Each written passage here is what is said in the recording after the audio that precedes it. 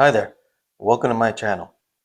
Please do me a big favor, smash that like button, I really would appreciate it. And if this is your first time stopping by my channel, please consider becoming a subscriber. I really would appreciate it. Thank you so much. Well, as you guys can see here, my portfolio is fairly close to $217,000 currently.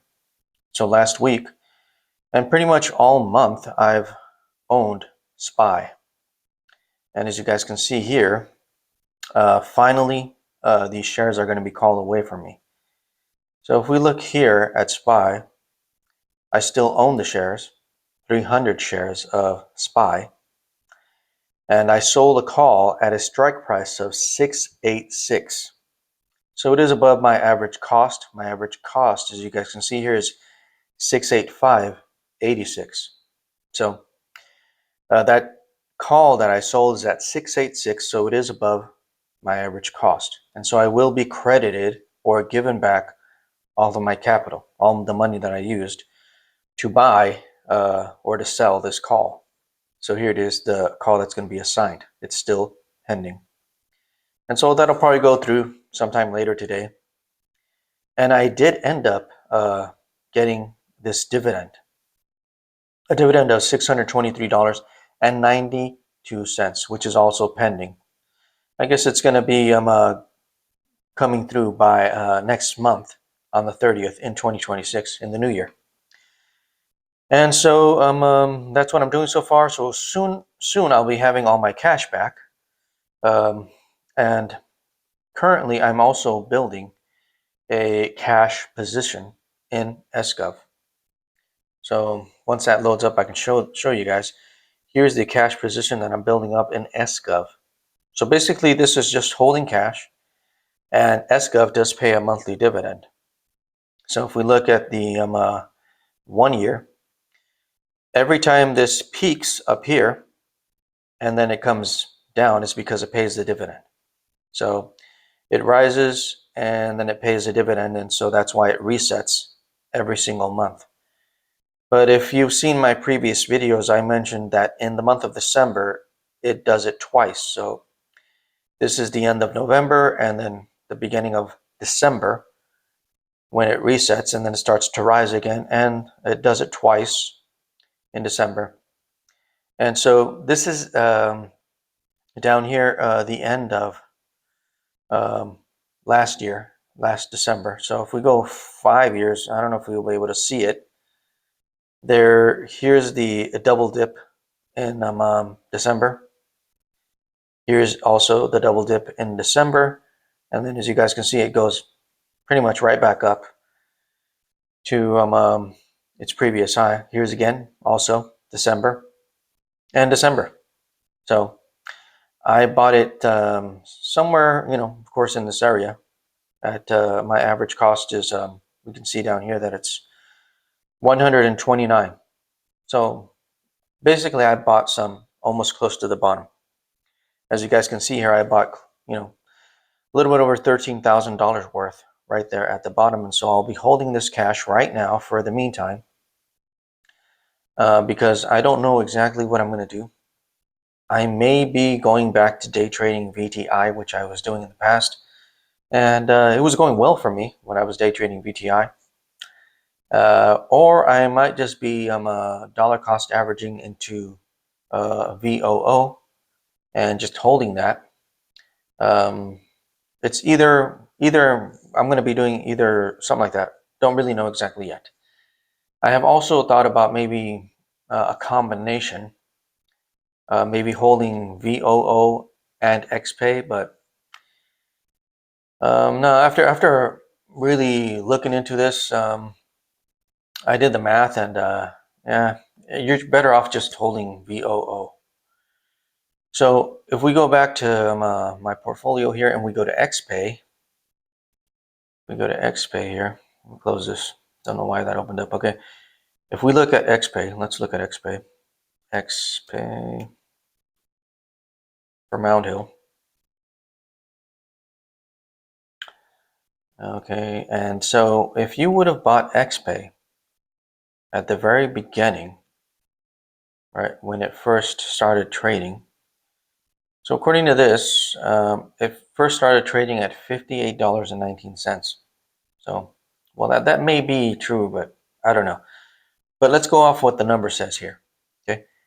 So let's say I had the $200,000 to trade with, and we divide that by 58 by 8 point 1919, and so that would be 300 or 3,437 shares.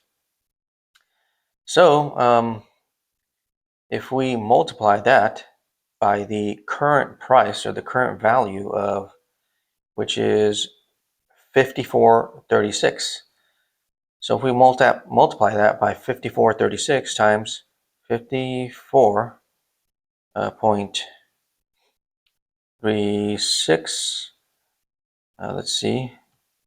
So as you guys can see, it would be in the negative, right? I would have lost some money in just price, right? No price appreciation. I would have lost money. And so let's see how much money I would have lost. Let's see, minus the 200,000. Minus 200,000. So I would have lost $13,163.77. So if I would have bought that from the very beginning, when it first started trading, I would have lost, a pretty good amount of money, right? $13,000 in price, in value. Now, how much would I have made how much would I have made in dividends, right? Because it pays 95 cents per month, basically. So if we do go back to just 0.95 cents times, I think it was 37, 37 shares, basically. So it would be this amount every month. And it's been around for 13 months, It started off in November, started trading in November, and now we're in December, so it's been over a year. So I'm going to say 13 months. So I would have gotten paid that amount 13 months, and let's say I don't reinvest any dividends. So we're going to multiply that by 13. So in dividends, I would have made $42,446.95. So if we subtract 13,000 from that, which is what I would have lost in price appreciation, was about 13,100 is what I saw, more or less. So in dividends, I only would have made $29,346.95. So that would be, it was about 186, I think, the total, right? So if we add it was 186,000, right? 186,000, I believe, or somewhere around there. So how much would it be? Okay, so I'd have about $215,000. So I guess the dividends would make the difference up for the loss in price appreciation, right? Because there is no price appreciation. It's just you're getting paid this massive amount of dividends. And so after that, after 13 months of holding XPay, you'd be at, or I would be, if I would have done this from the very beginning, I'd be at, just a little bit over $215,000. Now, by comparison, let's say I would have bought VOO at the same time, and what would the results be? So as you guys can see, this started trading on basically November the 1st, we can say, or October the 31st, right? So those would be the results if I would have bought $200,000 worth of XPay on October 31st. So what would be the results if I would have bought VOO on October 31st. Let's take a look at that. So if we go to VOO, October 31st, so probably we'd have to go to the 5-year mark here. Let's go to the 5-year. And now let's look for October 31st of 2024. And we passed it here. Oh, November 1st, okay? So on November 1st, if I would have dropped $200,000 into VOO, what would the results have been? Okay, it's $524.94. So if we go over to the calculator and we do 200,000 divided by 500 at $25.94. 94 cents. Okay. That would have allowed me to buy 380 shares. So 380 shares multiplied by the current price of VOO is $632.32. $632.32. So times 632.32. Okay, what would the results be? So yeah, the results would be far better from just owning VOO, because if we subtract what more or less I would have had, it was about 215,000, right, in XPay. So yeah, so that was a little bit, that's off. I put an extra 0 here, I think, didn't I? Or I did something wrong there. But nonetheless, you guys can see that I would have made more money by simply owning VOO. And so probably, I think that's what I'm going to do. So I'll probably just own VOO or VTI.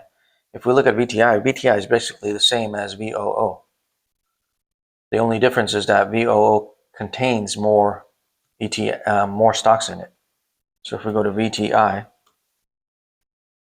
and we compare VTI to VOO, and we look at the long term of, we go to 3 years. Let's go to 3 years. Let's move this up here. They're basically the same.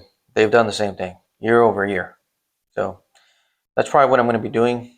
Maybe either day trading VOO, or day trading VTI, or just buy and hold VOO or VTI, either one. So that's what I'm going to be doing. Maybe holding a large cash position in SGov to start with, and then I'm selling from SGov to buy VOO or to buy VTI on dips. It's either that or some other thing that I've been thinking about. Yeah, so that's what I'm probably going to be doing moving forward. Thanks for watching. You guys have a great one. God bless. We'll catch you in the next video. Thanks. Bye.